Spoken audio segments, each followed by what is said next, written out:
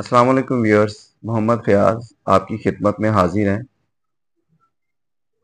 आज हम exercise 5.1 start करने वाले हैं, जो कि चैप्टर नंबर 5 में लीनियर इक्वेशंस एंड इनइक्वालिटीज़ में मौजूद है। और इसमें क्वेश्चन नंबर 1 में वो कहा गया कि solve and represent the solution on number line. अब ये नंबर लाइन का सिस्टम जो है छोटी क्लासेस में हम 6 में और 7 में जो ऑलरेडी जो है पढ़ चुके हैं इस चीज़ के बारे में। और इक्वेशंस को सॉल्व करने का तरीका जो है बच्चों को पहले ही आता है, तो आज हम इनको इस तरीके से सॉल्व करेंगे कि बच्चों को इसमें थोड़ी सी आसानी आए। ठीक है। और ये तो काम था आसान, लेकिन इसमें जो ग्राफ्स वगैरह हैं, ग्राफ का काम जो है थोड़ा सा बच्चों के लिए मुश्किल होगा, लेकिन उसको इस तरीके से आसानी से सॉल्व करेंगे कि बच्चों को किसी किस्म की कोई परेशानी ना हो। आइए जो आज हम अपना काम स्टार्ट करते हैं। इक्वेशन नंबर 1 में solve and represent the solution on real number line में अब ये देखिएगा कि आपके पास 6 पार्ट हैं। अब 6 के 6 पार्ट जो है हम इसको सीखने की कोशिश करते हैं, और ताकि बच्चों को इसमें सीखने में आसानी हो और आसान तरीके से इसको सॉल्व करने की कोशिश करेंगे।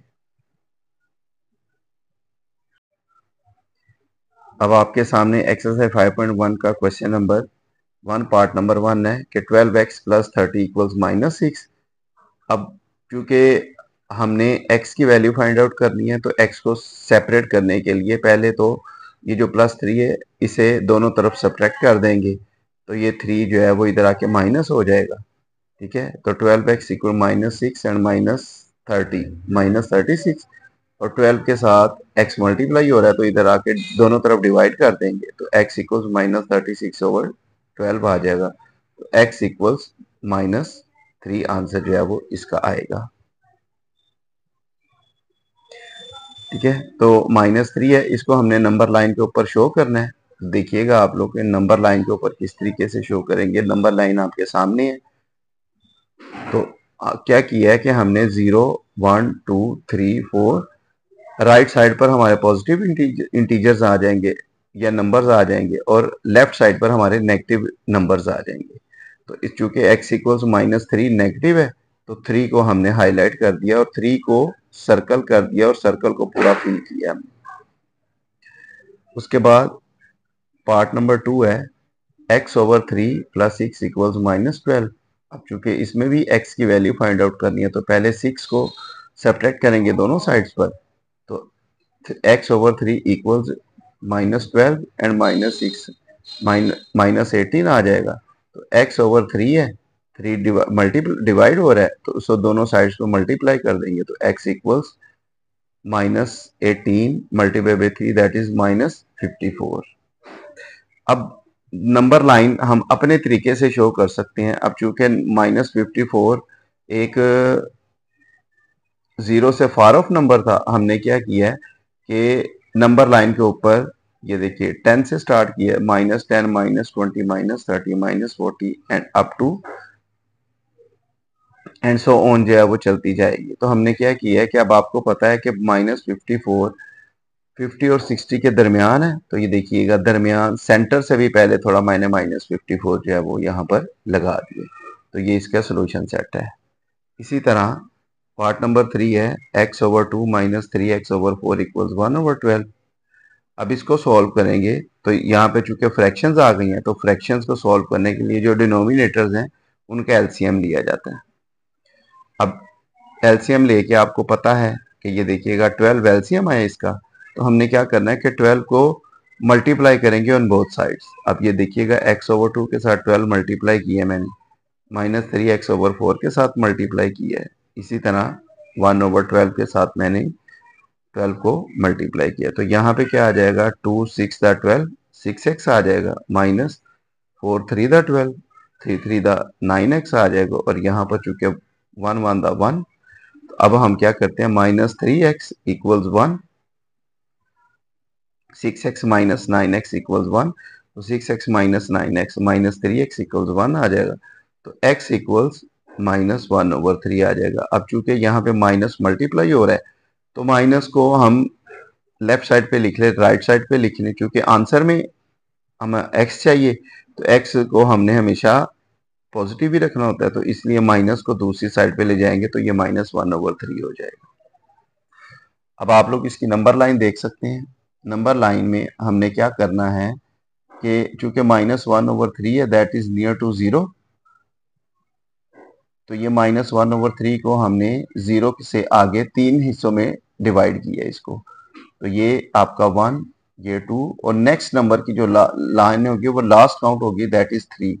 तो 3 में से -1/3, 3 में से जो फर्स्ट लाइन है वो आपका आंसर होगा, तो इसको हम हाईलाइट कर लेंगे कि ये -1/3 है। इसी तरह पार्ट नंबर 4, 2 = 7 × 2x + 4 + 12x। अब इसको सिंप्लीफाई करेंगे चूंकि, तो 7 मल्टीप्लाई करेंगे, 7 × 14, 7 × 4 = 28। अब 2 = 12x and 14x and 12x, that is 26x + 28। अब 28 को सब्ट्रैक्ट करेंगे ऑन बोथ साइड्स, तो यहाँ पे 2 - 28 = 26x आ जाएगा, तो -26 = 26x। अब 26 को दोनों साइड्स पे डिवाइड कर देंगे तो x की वैल्यू जो है वो -1 आ जाएगी। तो अब आप लोग देख सकते हैं नंबर लाइन के ऊपर मैंने -1 को शो किया है। उसके बाद पार्ट नंबर 5, 2x - 1/3 - 3x/4 = 5/6। अब यहाँ पर भी आप लोग देख सकते हैं कि फ्रैक्शंस आ गई हैं, तो फ्रैक्शंस में जो डिनोमिनेटर्स हैं ऑन बोथ साइड्स उनका एलसीएम लिया है, तो वो भी जो है वो पहले क्वेश्चन की तरह 12 आ गए यहाँ पे। तो multiplying by 12 on both sides, आप लोग देख सकते हैं कि हर टर्म के साथ मैंने 12 को मल्टीप्लाई किया है, तो 12 × 2x - 1/3 -12 × 3x/4 = 12 × 5/6।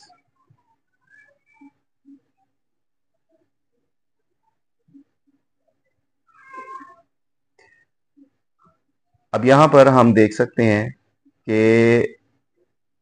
12 को जब डिवाइड किया है तो 3 × 4 = 12, तो 4 × 2x - 1। अब 4 × 3 = 12, तो 3 × 3x, और 6 × 2 = 12, तो 2 × 5, तो 8x। अब चूंकि ये 11 है, 2x - 1 के साथ मल्टीप्लाई होगा, तो 8x - 4 - 9x = 10। तो यहाँ पे क्या आ जाएगा कि माइनस ये 8x एंड -9x, ये -x, तो ये -4 = 12। तो -4 को हम सब ऐड कर लेंगे दोनों साइड्स पे, क्योंकि -4 है, तो -x = 14 आ जाएगा, तो x = -14। तो आप लोग देख सकते हैं नंबर लाइन मैंने बनाई है, और 14 को किस तरीके से मैंने जो है वो हाईलाइट किया है, तो ये देखिएगा -15 से पहले -14 आ जाएगा। पार्ट नंबर 6 है -5x/10 = 9 - 10/5x।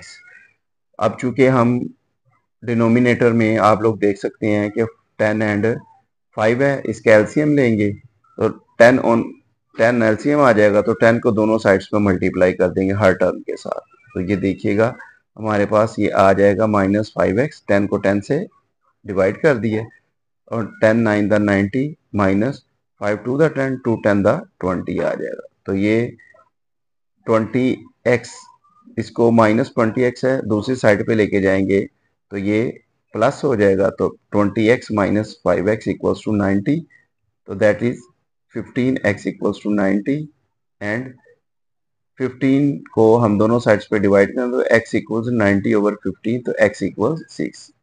तो 6 है, तो आप लोग नंबर लाइन पे देख सकते हैं कि हमने किस तरीके से जो है वो 6 को नंबर लाइन के ऊपर शो किया। इसके साथ ही हमारा क्वेश्चन नंबर 1 जो है वो कंप्लीट हो गया है।